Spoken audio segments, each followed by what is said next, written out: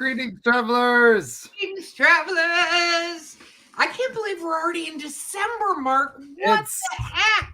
And it's chilly outside. We've had our Thanksgiving leftovers. We're all just kind of rolling over with everything. Oh my gosh, I am stuffed full of love. You're stuffed full of something, all right. No, I'm. You know what I get excited about this time of year is first of all food.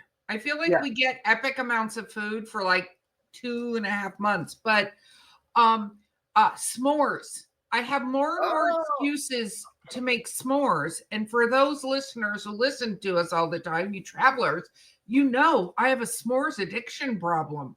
Yeah. And I got these marshmallows that are like this big. Like I brought them in and the hubby went, that's like, do you even have a cracker big enough for that? And I'm like, not the point. Yeah. That's one of those where, you have 3 marshmallows, but you go, but this is only one. This is only one. It's the size of 6, but it's only one. Yes. It is huge. So that I went and stocked up on the last candy corn that I found still lingering around the shops, because I feel like, you can Black Friday the candy that you like to eat. Yeah. And this is my time of year for white chocolate, hot chocolate. Ooh, yeah. But I do have important shopping news, and that is Cracker Barrel has Nuka-Cola Quantum. So you can actually get Fallout Nuka-Cola Quantum in the bottles at Cracker Barrel for like $1.80. So how have you not purchased these for me? I've got a dozen here, so I'm going to give you one for Christmas. But all right, fine. Oh, you got a dozen and you're going to give me one? Yeah. I hope everybody's hearing how this relationship goes. That's how it works. Well, they're for me and others, but you're getting one, so that's what I think of you. $1.80. That's fun. I'm going to have to go to Cracker Barrel now very soon and resolve this problem for myself. Yep. And now if they just get the Sunset Sarsaparilla for us New Vegas fans would be good. So there we go. Yeah, all right. But and it is only the Quantum. Sorry, gang. No classic, no Nuka-Cola Classic, and no Nuka-Cola Cherry. But well, but it's a start. It's a start. It's a start. And the fact that they're carrying it, buy it up so that they know that we want more. So yes, please. It's by the great Jones Soda, so it's it's going to be good. So yeah, we'll have to do like a hypothetically, travelers, if you're coming to see us in the new year and you wanted to bring a chilled version of that, we would not mind having a beverage with you. Just throwing that out there. They did announce that this year's Fallout meetup, they did the one in Vegas, outside of Vegas in Good Springs, of all places, last year. The new one is going to be in West Virginia. They're doing it in Sutton, where the Flatwoods Monster is. So, oh wow, we might have to make an appearance at that. That would be fun. I'm looking into it. We're looking into it. So we'll keep an eye at eerietravels.com for our future visits and places. But we're getting that. I will say the mastermind behind all of us is Ms. Carrie Schultz, and she is helping to get us organized on our events and all kinds of things. And so we're excited. We're going to be lots of places this year, lots of new places. So should be fun. And if you've got a place you want us to go or reach out to them and have them invite us, or message us at Eerie Travels and we can see if we can try to arrange it. Yeah, you can mention that says info@eerietravels.com. Look at that. Yeah. And okay, Erica, I have breaking news. You have breaking news? Yes, I have breaking news. The restoration has been approved for Merlin's Mound. What is that? Okay, it's a Neolithic mound in England. Okay, that was a really big word. What does that mean? Very prehistoric, basically, before we have modern written history. The Marlborough Mound, also known as Merlin's Mound. It's in Marlborough College, not anything to do with cigarettes. The college recently applied for permission to remove all the 20th century buildings that have been cut into the side of that monument over the years. Okay. So it's in Wiltshire, and Wiltshire Council gave them the go-ahead to put stuff together to get rid of a carpentry workshop, toilets, and a water meter and pump that are all going to be destroyed. And while they're doing that, they're hopefully going to maybe find some traces of post-medieval waterways, some other stuff. And it's basically going to make it more back to its historical roots. It was built probably about 4,000 years ago. Pretty crazy. I mean, that's exciting. That's a place next time I'm over there, I'm going to have to visit because it might be literally magical. Yeah.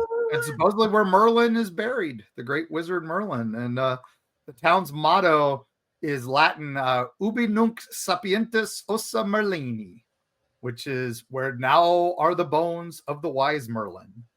Oh, that's very cool. Yeah, so we'll see. And basically 2000, they started the trust to fix this. And yeah, it's now nationally important. So they're going to restore it. So very, very good. I love it. So I know that you mentioned, because we're heading into the holiday season and we hope our travelers celebrate however you want to celebrate. I know I'm going to do a Yule log thing this year. Not sure if you and Carrie are going to join me, but super excited for that. And one of my favorite things I've decided is I am bringing the Yule cat into my life again this year, because I do love a giant cat that'll eat you if you're not given clothes. So where are we going though, Mark? Because I feel like you've got something special planned for me. I do. In honor, we've been invited to tell ghost stories at the Archive of the Strange and Unusual in Franklin, North Carolina for their Krampus night on December the 5th. Oh, wow. So we will be telling ghost stories there, but that got me thinking about A Christmas Carol. And they were like, oh, you're going to tell about the 3 ghosts. And I'm like, wait. Ebenezer's visited by 4 ghosts. And they're like, no, 3. And I'm like, no, 4 ghosts. I will die on this hill. There are 4 ghosts because he gets visited by Marley. Then he gets visited by Ghost of Christmas Past, Ghost of Christmas Present, Ghost of Christmas Future. 4 ghosts. It's 4 ghosts. He gets visited and told 3 other ghosts are going to show up. Yes. I partially know this because a friend of mine, Mike, shout out, you know who you are, told me to watch a retelling of A Christmas Carol with Will Ferrell and Ryan Reynolds. Good stuff. That's a musical. And so that happened. Yep. I don't know how I feel about it. I have so many mixed emotions about it that it's best I don't even discuss it right now. But I will confer, and the hill I will die on with you is there are legitimately 4 ghosts in 4 that. ghosts. Thank you. And then, and I always just think back to light the lamp, not the rat. Light the lamp, not the rat. All right. So anyway. Am I going to get visited by some Christmas ghosts? We are going to visit 4 Christmas ghosts for you. So that sounds terrifying, and I already know I cannot nope out of the situation. As we all see, this is how Mark drags me in. So, and then because it's A Christmas Carol, after the break, we will also dig into A Christmas Carol that everybody's forgotten, but used to be one of the most popular Christmas carols of all time.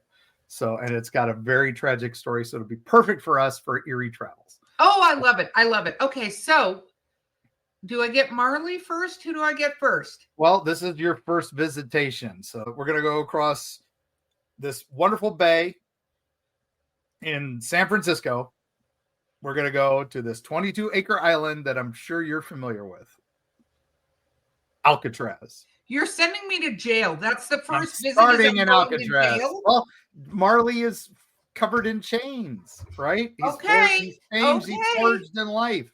I don't like how this is beginning, but I'm along for the ride as per usual. All right. Well, basically, we got to talk a little bit about Alcatraz's history there. Yeah. It was the island of pelicans, and the Spanish made it a prison, and it does have the lowest escape rate in United States history, because it's surrounded by frozen waters, powerful currents, and with a little heightened security and some special help from some sharks. And most people aren't going to try to escape from that. Well, even if they do, they generally don't make it to shore. So, yep. And some people have fled, and sadly only to die horrific deaths out there.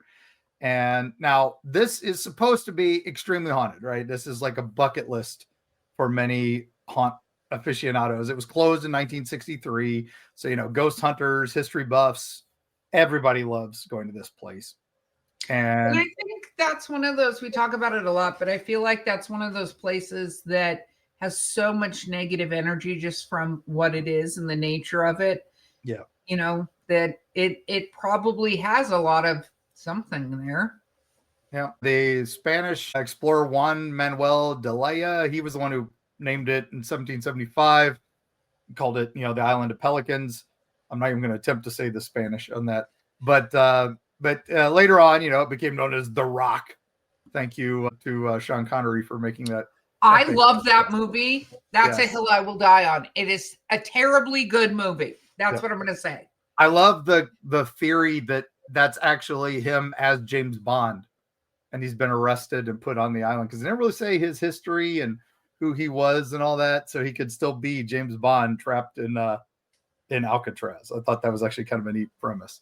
The movie, I mean, there are some things, but it's got a really nice cast. But we digress. Okay. We digress. So we're going to go back a little bit further before European settlement. This was the Miwok tribe and the native population there. They saw Alcatraz as the place where evil spirits gathered. Oh, that's not good to even start this whole thing. Yeah. Yeah. So they loved the seabirds. You know, they would hunt them and gather their eggs, but they stayed away from the island, right? But what they found out was this is the perfect place to send anybody we don't like. So any of our unsavory members of our tribe, let's banish them to that island. So, you know, it's always been a prison. Tried this with Australia, but continue on. So 1850s, America comes in and goes, you know, that's a good idea. Let's put some stuff out. That's a pretty defensible position. So they originally built it as a lighthouse and a military outpost. And they actually spent like $8,000 back in 1850s money. I'm not exactly sure how much that is, but that's a lot. I can look that up while you're continuing. Okay, that was what they made their lens, their Parisian glass lens for the lighthouse out of. And originally it was to hold Confederate sympathizers after the Civil War. But then after that, as American expansion continues, they're like, hey, let's build this up. Now, enough, 1895, there's a land dispute in Arizona. So they bring 19 Hopi Native Americans held there while they were dealing with that issue. And soldiers who... Yep. By the way, it's $325,000 just for. There you go. That's how much it cost to put that lighthouse up. So soldiers who joined the Filipino Army during the Spanish-American War were held there on the island in 1898. Now, 1912, that's where they build the big facility, 600 inmates. 22 years later, it became a federal prison. And everybody, the most notorious, infamous mobsters kept there. And supposedly no more than 250 prisoners were there at any time. That was so that they could pay close attention to the people they had there. So, of course, we've got Al Capone, Machine Gun Kelly, Robert the Birdman Stroud. You know, there's a lot of big names were sent to Alcatraz. And it was not ever meant to be permanent homes for everybody. It was supposed to be just a prison for the prison system.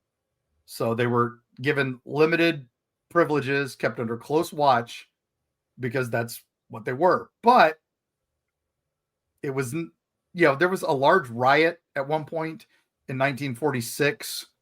In 1963, there was the famous Escape, that great film, Escape from Alcatraz. Two brothers, Clarence and John Anglin, and then another friend, Frank Morris, they escaped. Their bodies were never found. They were presumed to have drowned. And a year later, 1964, the prison closes because the cost of importing food and other resources of the island was too much work, right? And so now we've got all the ghost stories. We've got a banjo being heard there. We have supposedly where Al Capone played the banjo. Really? That's our ghost there? Come on. Yeah, like who ranks the highest in popularity? That's our cosplaying ghost there. Ghost. Yep. So cell blocks A, B, and C. disembodied cries, moans, cell 14D. That's where a man was once found strangled. Is supposed to be the most haunted. But everything, before it was on everybody's list of must-see places, it had an unexplained chilling event, and that was on Christmas Eve. Oh. A man appears to the warden and all the people at the warden's Christmas party. So now the warden, James Johnston, did not believe in these stories of ghosts at Alcatraz. However, this quickly changed his mind, right? So he had already run the federal prisons in California and Folsom Prison Blues, and San Quentin. And he came to Alcatraz in 1934. He offered inmates rehabilitation through education, drug treatment, and employment programs. Oh, wow. So very progressive, and the inmates loved him, except he did love solitary confinement. He really loved putting people in solitary confinement. But in the 1940s, not exactly which year, because the story is vague, but he was having his annual Christmas Eve party, and a man with a black brimmed cap, mutton chops, and a gray suit that looked like the Victorian era. Okay. The fire goes out. And if you've been on Alcatraz at all, you know how cold that gets. Even in the summer, there's a breeze through there and it gets chilly. Yeah. So this was a deep cold, everybody said, like a deeper cold. And everybody just gasps. And then this man just appears like out of a fog. And now he disappears instantly, just kind of points over at the warden. Okay. So who was he? Now, there are dozens of witnesses to this story, right? This is not just some phantom randomness that somebody saw once in a wall or something. So, yeah. They figured it out after doing some research because, hey, that's what you do. January 21st, 1857, the Nevada Democrat newspaper reports that a man named Michael Mann had drowned off Alcatraz's coast. He and his two assistants were heading from Alcatraz to North Beach. After an hour of rowing and getting lost amid the fog, they saw the light from that lighthouse and decided to turn back. And then a series of larger breakers burst upon the side of the small rowboat, and he was lost in the chaos and never seen again. So supposedly that's his ghost that's trying to come back.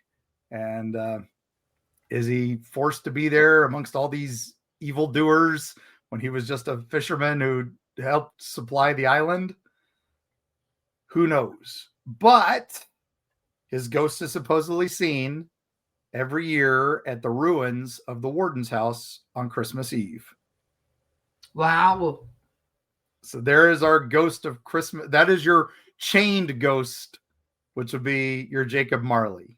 So. I see that. You know what's interesting about that, though, is I wonder if it's almost because it sounds like what you like to call a stone tape, right? Yes, that's exactly what I think it is. Where he just keeps reappearing because he can, right? Yep. And if he drowned off the water, why is he suddenly there at the warden's house?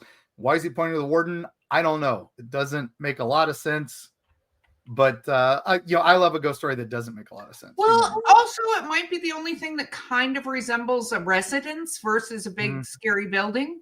Yep. Exactly. You never know. You never know. All right.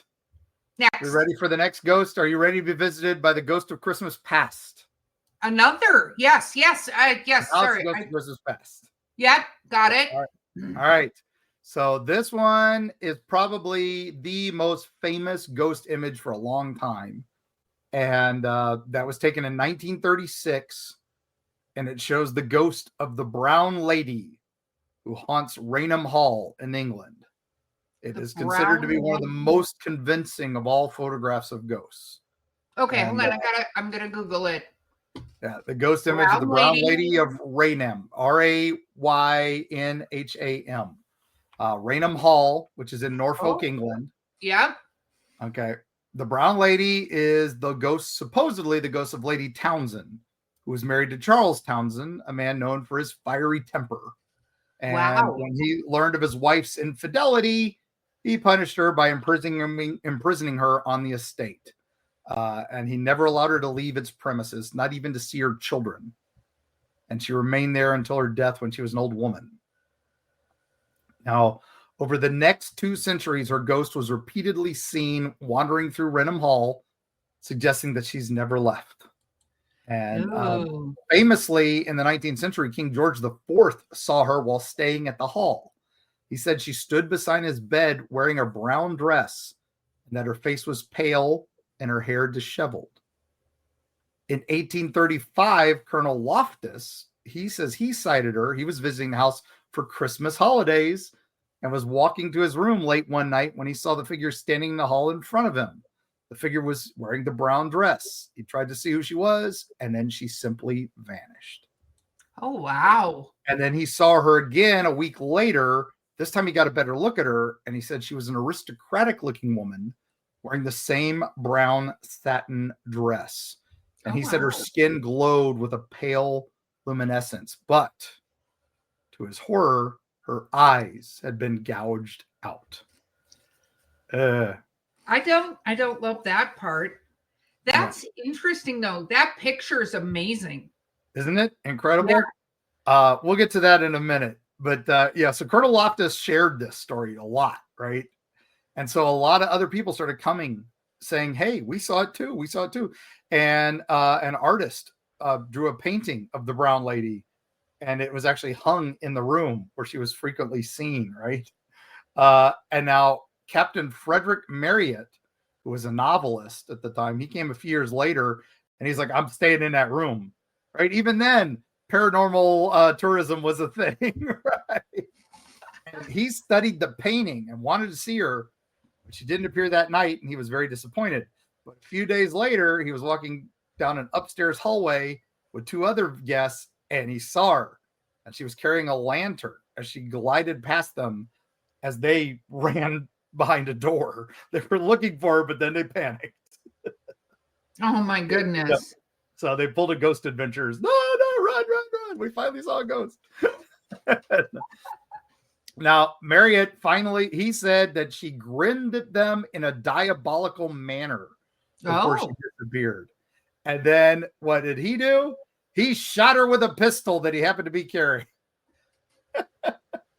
Okay, so just to reiterate, travelers, things that do not work against ghosts. Yes. That. Yeah, he shot the wall behind her, right? Okay. So, fun stuff. All right, so 2 photographers, 1936. She's seen a few more times, but September 19th, 1936, day before my birthday, he, Captain Provend and Indra Shira were on assignment for a magazine called Country Life. And this is what happened, according to their story. Captain Provend took one photograph while I flashed the light. He was focusing for another exposure, and I was standing by his side just behind the camera with the flashlight pistol in my hand, looking directly up the staircase. All at once, I detected an ethereal veiled form coming slowly down the stairs. Rather excitedly, I called out sharply, quick, there's something there. I pressed the trigger of the flashlight pistol after the flash, and on closing the shutter, Captain Provend removed the focusing cloth from his head and turned to me and says, what was all the excitement about? You didn't see anything. But when they developed the picture, they found that they had captured the image of the ghostly woman, the brown lady drifting down the stairs, and it was published in Country Life, December 16th, 1936. Wow. Now, skeptics say it's fake, right? He says it's just nothing more than 2 images composited together. But the ghosts have been seen there for years, decades. And they weren't there to tell the story of the ghost. They were there just to take pictures of the house. Wow. That's kind of amazing. That would be fun. But I think there's a lot of stuff. I think no matter what you're attempting to do, you end up with, like, even these people who get the weird pictures behind them, like in between and stuff. People go, oh, that's fake. Oh, it's double exposure. I'm like, it is a digital camera. Like, So I agree. What do you think, Mark? Do you think it's fake? I do not. The history there says that there is some strange stuff. I mean, but cameras of old did come up with some crazy artifacts and did make some crazy things. I do think they got a picture of something. I don't know if it was a ghost. I want to say the camera picked up something that the guy in the camera couldn't see, but the other guy was detecting. As we said, some people see them, some people don't. Although, skeptics will say that it's also, she really wasn't seen much before 1936, but here I am just reading out sightings of her. So she's been seen several times, and she's been seen a lot in the 60s. A few people saw her. What the lady, she was the Marchess of Townsend. She said that she'd seen her several times, but her ghost is supposedly also at Sandringham House, but there she's young, like before she, her happy self, before she turned into the brown lady. So yeah, I don't think that's a thing though. I don't think they bounce. I think it's a different ghost that they're just misidentifying. Yeah. Yeah. Well, I love it. I think we're having fun, but before we get into our Ghost of Christmas Present and our Ghost of Christmas Future, I think we should take a quick break. What do you think? I love that idea, and we'll be right back with that after a word from our sponsors.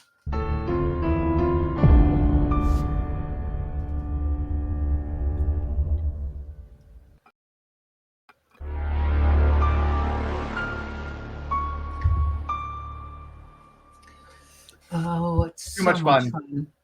Yeah. All right. So the next one's going to be quick because I'm not going to do the full history of it and everything because we're saving this for a future episode. But I had to mention this ghost for Christmas.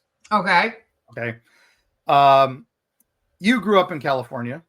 Yes, I did. You've been to Long Beach often? Yeah, I used to go swimming there all the time. Okay. And did you ever go to the Queen Mary? Yes. Yeah. That was a terrifying experience. Okay. Well, so, the ship converted to a hotel and an attraction in the 1960s, right?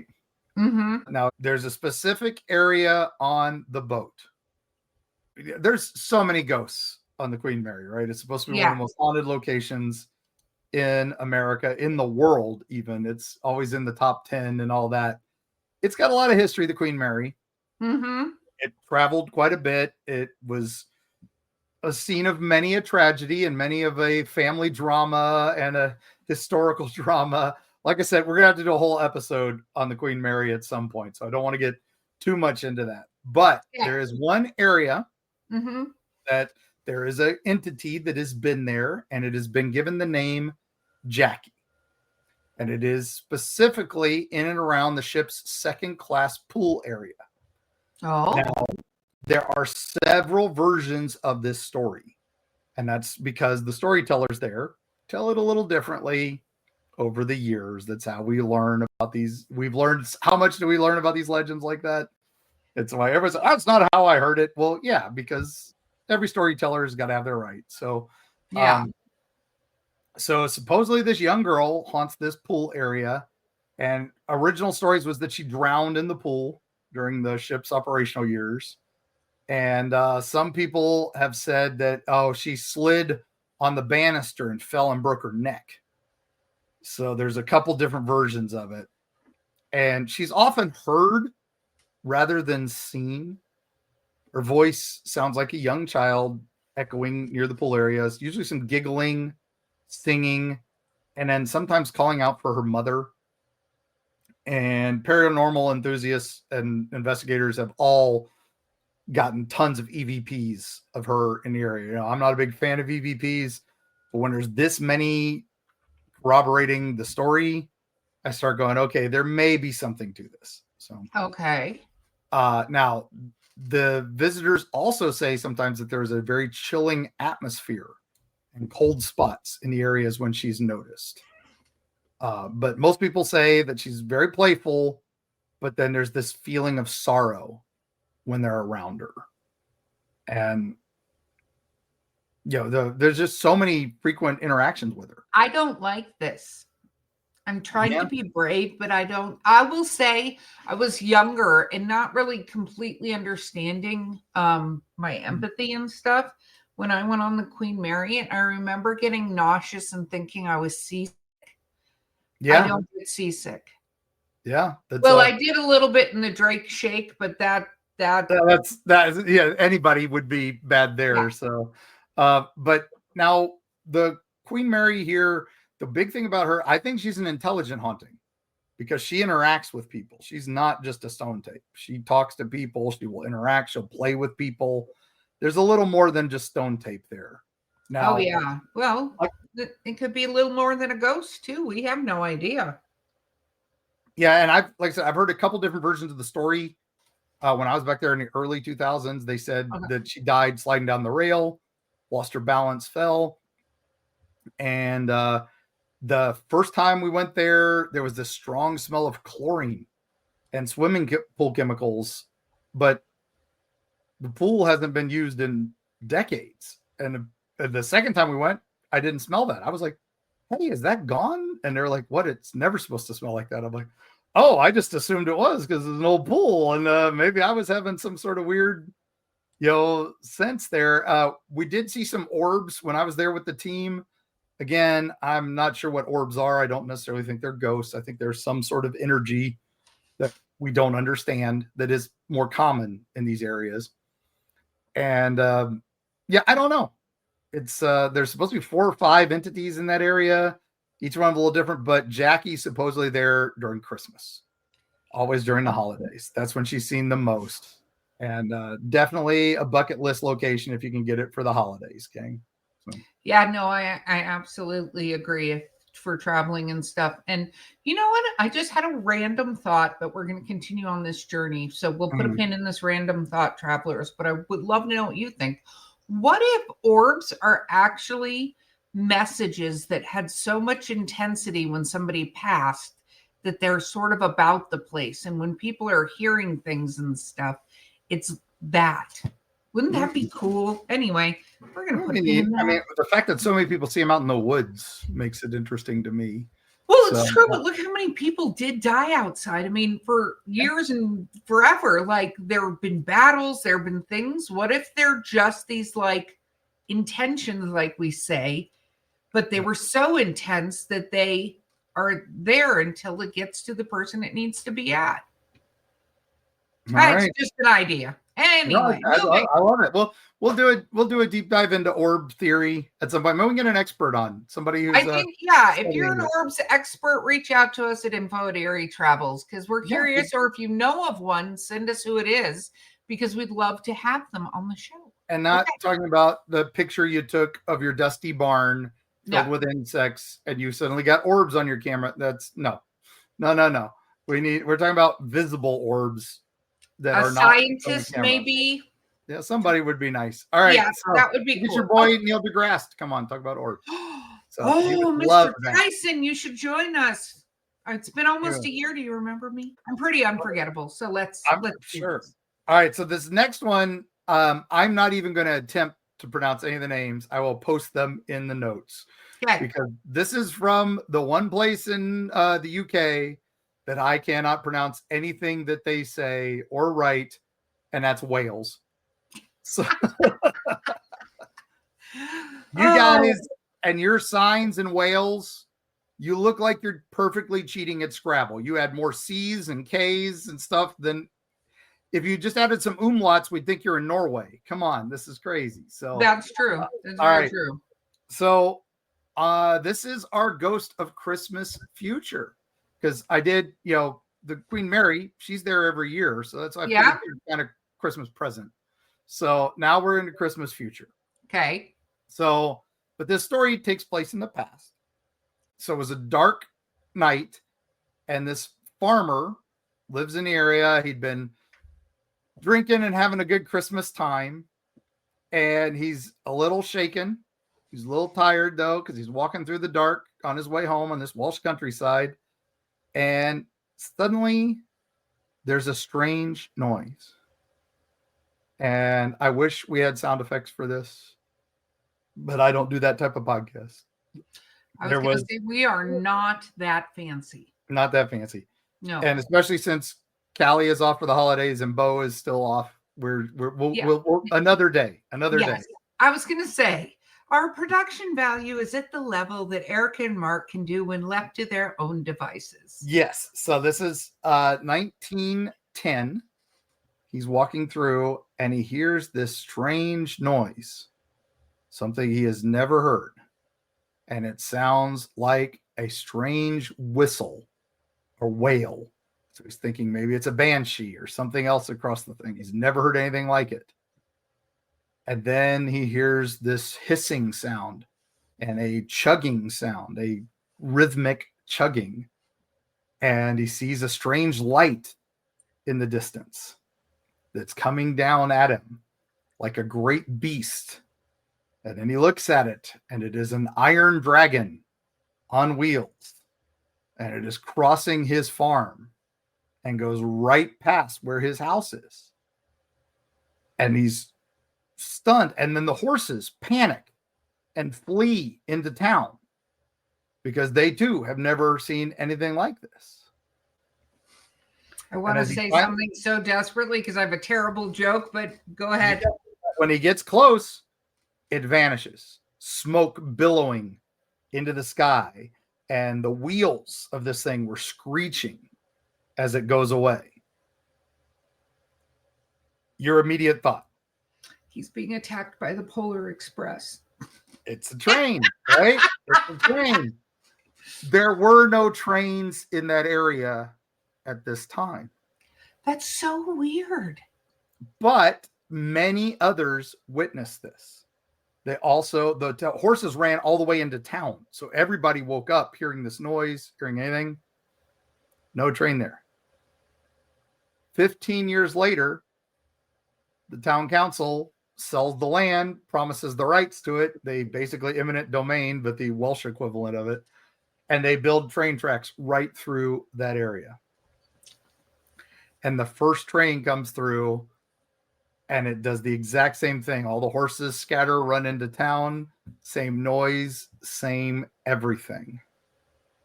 So Erica, a ghost train from the future. Marty McFly would be terribly impressed at this moment. I was about to say Back to the Future, right? You know, is that Doc Brown coming through? I was going to, I also kind of wonder, I don't know if you looked this up. Was there ever a train accident there? Not anytime since. No. So. Weird. That is so. That's what gets me into that alternate dimension, like shift thing. Like, did something pass universe wise close to each other or something? Yeah, was that deja vu? Pre-deja vu? Was that whatever the pre-deja vu words are? French listeners, did travelers, tell us. Did he have some sort of strange psychic ability that he didn't know? But the whole town he wasn't the only one that saw it, so you can't say that. Yeah, and then was it some sort of, like I said, ours glitches in the Matrix that he just happened to lean into some place where time traveled a little different than that. So, one of the craziest stories I've ever read. So bizarre, bizarre to me. And I have newspaper accounts for that. So it's okay. That's weird. That's okay. Well, at least now all the ghosts are gone. Thank God. Yeah. So you've visited all the ghosts. So it's this was the best way I've ever visited ghosts before in my life. I love it. Let's do that again. So all right. So now I have to tell you a poem. All right. This was a Christmas poem that became a carol.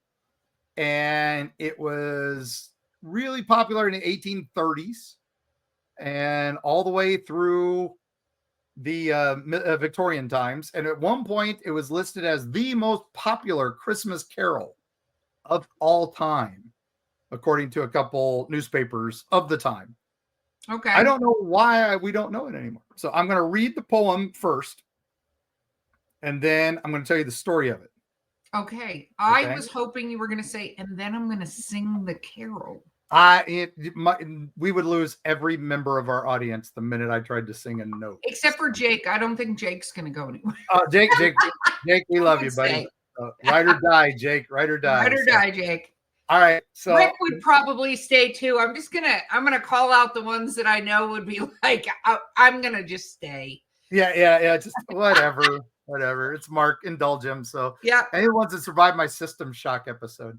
So but for my System Shock mini-sode. All right, well, the mistletoe hung in the castle hall. The holly branch shone on the old oak wall. And the baron's retainers were blithe and gay, and the keeping of their Christmas holiday. The baron beheld with a father's pride his beautiful child, Lord Lovell's bride, while she with her bright eyes seemed to be the star of the goodly company. Oh, the mistletoe bough, I'm weary of the dancing now, she cried. Here tarry a moment, I'll hide. And Lovell, be sure, thought the first to trace the clue to my secret lurking place. Away she ran, and her friends began, each tower to search, and each nook to scan. And young Lovell cried, oh, where do you hide? I'm lonesome without you, my own dear bride. Oh, the mistletoe bough. They sought her that night, they sought her the next day, and they sought her in vain when a week passed away. In the highest, the lowest, the loneliest spot, young Lovell sought wildly, but found her not. And the years flew by, but their grief at last was told as a sorrowful tale long past.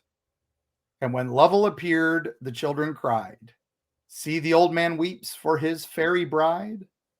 Oh, the mistletoe bough, old chest that had long lain hid, was found in the castle. They raised the lid, and a skeleton form lay moldering there. Oh, sad was her fate. In sporting jest, she hid from her lord in that old oak chest. It closed with a spring and dreadful doom. The bride lay clasped in her living tomb. Oh, the mistletoe bough. So that got dark. That got really dark. I was like, at first I'm listening going, you know what? This is kind of neat. This is sweet. I mean, a little, cringy, but sweet. And then I was like, what? Yeah. Okay. So I mean, the festive season is perfect about a story, of the undead. Come on, So a story of playing hide and seek in the wrong place and never being found. Yeah. So now there's some. Listen up, gang. We're gonna go on a little bit of a ride here. So Bramshill House in Hampshire is the claimed home of this festive spirit, right? They supposedly, this house has 14 different ghosts, making it one of the most haunted houses in the UK. But for Christmas sake, we're gonna just boil in on this one. Okay. So supposedly in the early 17th century, a young girl named Anne Cope was due to be married at the house on Christmas Day. Now, that alone sounds terrible, right? If you're making everybody work on Christmas for your wedding, but I don't think that's her. I think that's the Lord, because the Lord of the manor has to have a feast every Christmas. That's expensive. He has to have a feast every wedding. That's expensive. If you can get a 2-for-1, it's clever, very clever. Right? If that was the reason. Yep. And according to another version of the story, she was 16. This was the day she turned 16. So boom, and a birthday feast, you get 3-for-1. Come on. 3-for-1. Perfect. None of that's creepy. All of it's creepy. Yeah, exactly. So basically, her and her husband take the vows on Christmas Day, and she's supposed to be escorted to the marital bed, which if you're a 16-year-old girl, marrying maybe the love of your life, but probably not, you're going to be like, hey, let's have a game before I get forced to bed. Let's go play hide and seek in this big mansion. And I'm going to go hide. You all count to 5 million and then go find me. 5 million. Yes, I'm sure that's exactly what she said. 5 minutes, 10 minutes, whatever. Give me some time here. I just need a few minutes. And of course, everybody's like, oh, she's so cute. Yeah. And she disappears. And they search up and down. And everybody's like, hey, wait a minute, a couple hours have passed. This ain't fun anymore. Where the hell is she?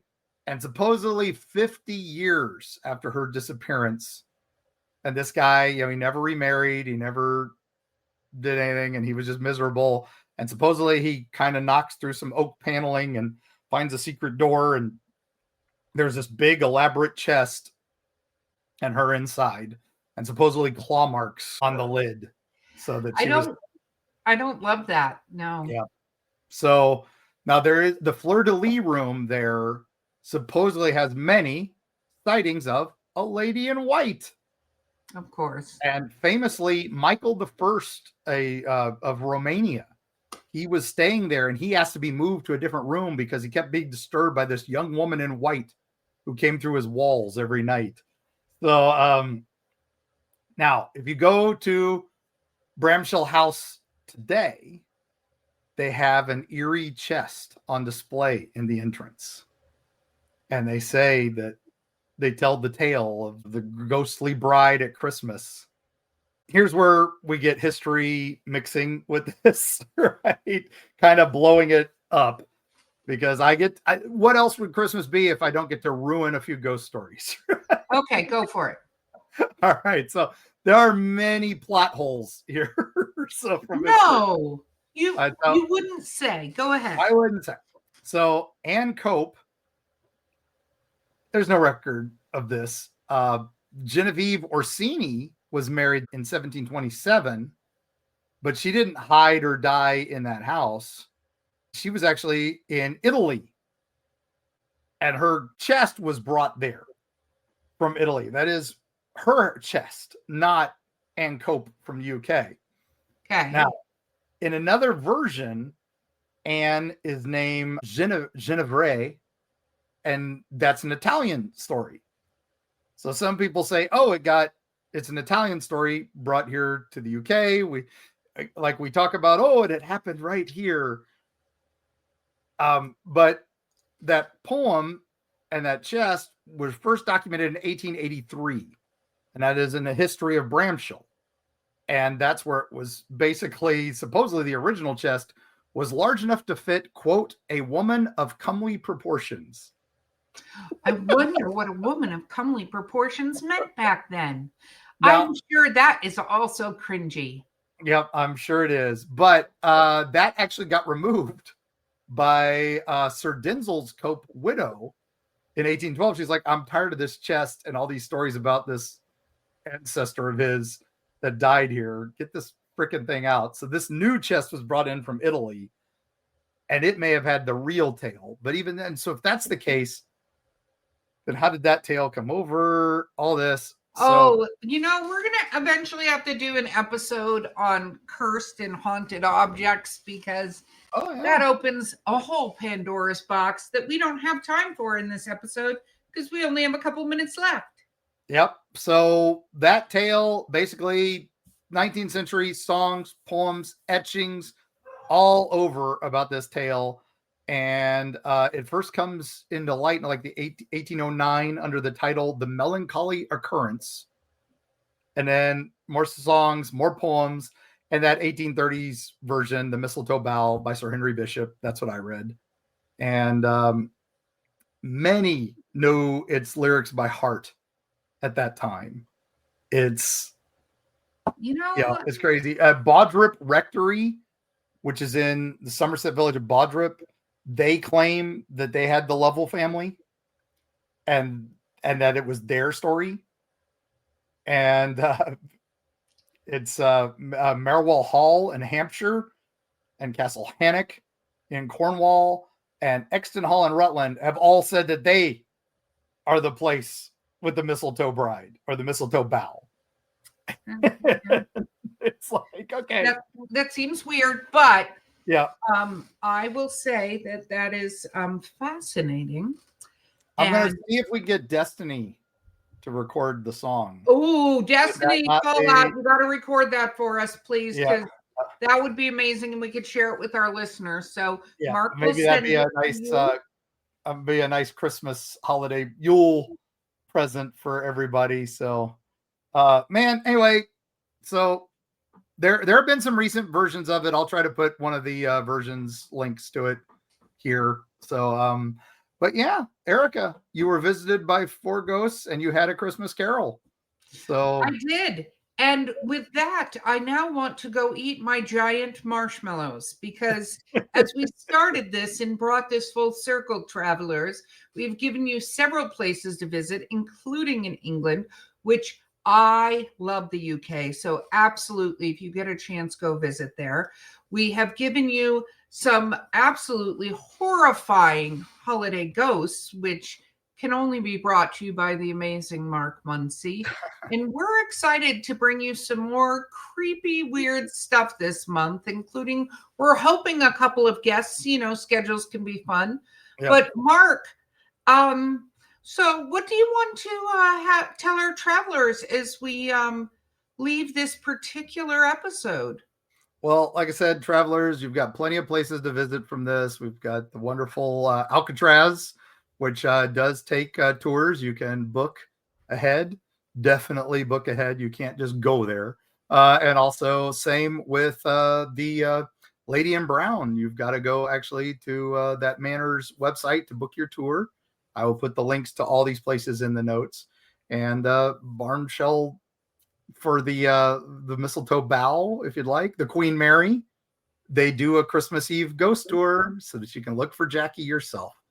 And with all that, enjoy yourselves this holiday season, whatever you want to do, but enjoy good spooky ghost stories. Enjoy a fun festive times. Eat your mistletoe. No, wait, don't eat mistletoe. It's poison. No, don't. What are you doing? Use it to kill Krampus. I meant eat turkey, eat stuffing, eat all the ham, and eat all the Jell-O, guys, whatever. Sometimes Mark just goes out on a whim, and we're going to pretend like that didn't happen. Mark, you got to sing us out before you do more damage. All right. Well, thank you all so much again. Thank you, patrons, for keeping us afloat. We especially love you all during the holidays because, hey, it's a gift, and you guys keep giving. But thank you, thank you, thank you. When you're out on the road and you're doing these ghost tours and you're going out listening for Christmas carols and all that, make sure that if you do go play hide and seek, don't play it with a little girl who giggles in a pool. Don't play it with a ghost train from the future. And always, always remember, we'll see you on the other side.